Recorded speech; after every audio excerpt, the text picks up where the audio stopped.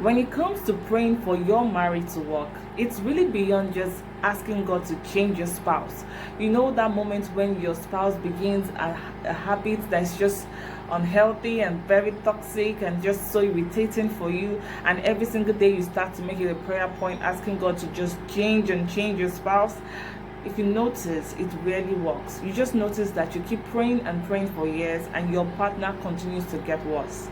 In this series that I'm starting, I will be sharing with you 5 kinds of prayers that you should pray for your marriage. And throughout this whole series, I'm going to share with you the kind of prayer and how you should pray that prayer, because that is the kind of prayer that God is interested in. So in this first series, let's talk about praying for your heart. Praying for your heart. Now, when it comes to praying for your heart, I would like to give you 3 kinds of prayers you should focus on.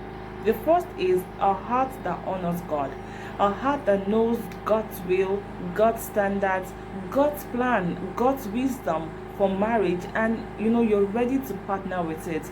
I need to say that many people know that God originated marriage, but not many people are doing marriage God's way. A lot of people are doing marriage based on their expectations, based on what they saw their parents do, based on their selfish desires, based on the movies they've watched and all that. But if you want to build a kingdom marriage, you have to apply certain principles that God thinks about. And it starts by knowing the king over the kingdom. It starts by understanding God's plan towards marriage, seeing it from his own perspective.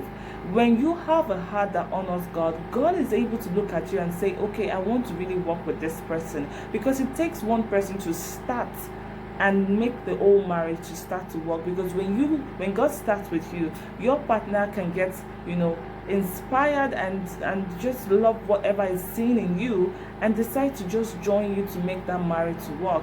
But it starts with you. You don't necessarily have to fight for your partner to think like you, to act like you want. You just have to know how to really pray the strategic prayers that can make your marriage work. So pray that God gives you a heart that honors him. The second is pray that God gives you a heart that honors a spouse. Whether it's a man or a woman, you need to understand that because of the forgiveness issues that we have in marriage, there is unforgiveness always happening because of the different issues that can come up. And sometimes there is familiarity issues, communication issues, differences.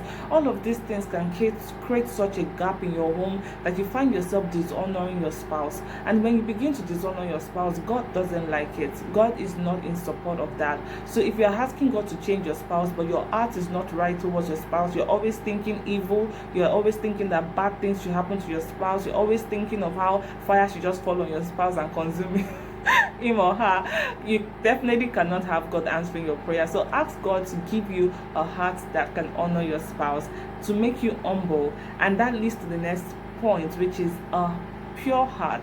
It takes a pure heart to honor God and to honor your spouse, and it just doesn't come by just knowing that it exists. It comes from you allowing God to rid your heart of all forms of bitterness, resentment, strife, and everything that is called toxic.